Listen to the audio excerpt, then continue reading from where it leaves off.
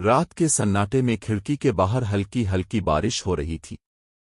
کمرے کی مدھم روشنی میں عائشہ اپنے خیالات میں گم بیٹھی تھی۔ اس کی زندگی بظاہر مکمل تھی، ایک اچھا گھر، معاشرے میں عزت اور ایک ذمہ دار شوہر، لیکن دل کے کسی کونے میں ایک عجیب سی کمی تھی، ایک خاموش خواہش جو کبھی زبان پر نہ آ سکی۔ عائشہ کی شادی کو 7 سال گزر چکے تھے۔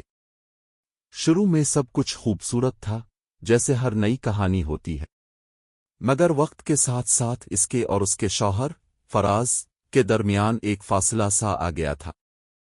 فراز ایک مصروف آدمی تھا، اپنے کام میں ڈوبا رہتا، اور عائشہ کے جذبات کو سمجھنے کا وقت شاید اس کے پاس کبھی تھا ہی نہیں۔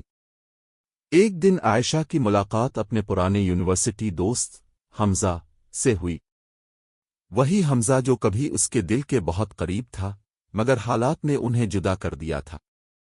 حمزہ کی آنکھوں میں وہی پرانی چمک تھی، اور باتوں میں وہی خلوص جو عائشہ کو ہمیشہ اپنی طرف کھینچتا تھا۔ تم بدل گئی ہو عائشہ، حمزہ نے آہستہ سے کہا۔ عائشہ مسکرا دی، مگر اس مسکراہٹ میں اداسی چھپی تھی۔ وقت سب کو بدل دیتا ہے حمزہ۔ ان کی ملاقاتیں بڑھنے لگیں، کبھی کسی کیفے میں، کبھی کسی پارک کے سنسان کونے میں۔ وہ گھنٹوں باتیں کرتے ہوئے ماضی کی، حال کی، اور ان خوابوں کی جو کبھی ادھورے رہ گئے تھے۔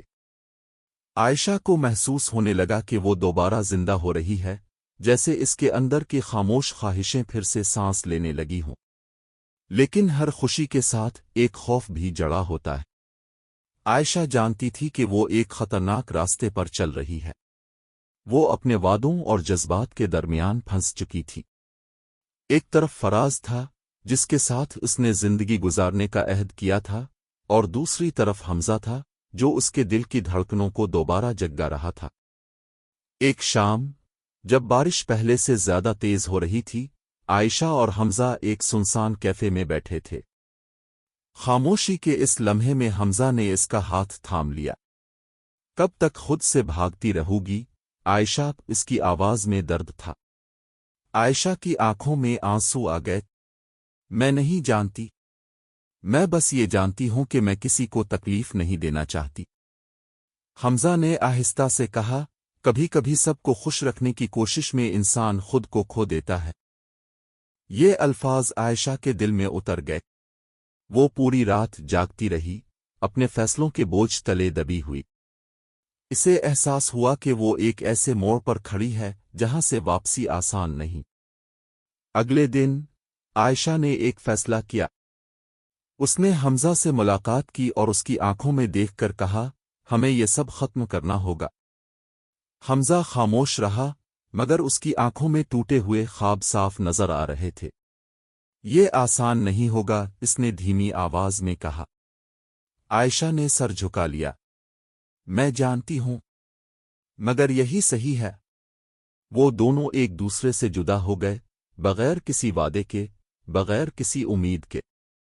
عائشہ واپس اپنی زندگی میں لوٹ آئی، مگر اب وہ پہلے جیسی نہیں تھی۔ اس نے اپنے اندر کی خواہشوں کو دفن تو کر دیا تھا، مگر ان کی یاد ہمیشہ اس کے ساتھ رہی۔ وقت گزرتا گیا، اور عائشہ نے سیکھ لیا کہ کچھ جذبات صرف محسوس کیے جا سکتے ہیں، جیے نہیں جا سکتے۔ اس نے اپنی زندگی کو قبول کر لیا، مگر کبھی کبھی بارش کی راتوں میں وہ کھڑکی کے پاس کھڑی ہو کر سوچتی، کیا اگر میں نے دوسرا راستہ چنا ہوتا تو کیا میں زیادہ خوش ہوتی؟ یہ سوال ہمیشہ اس کے دل میں ایک خاموش سرگوشی بن کر رہ گیا، ایک ایسی سرگوشی جو کبھی ختم نہیں ہوئی۔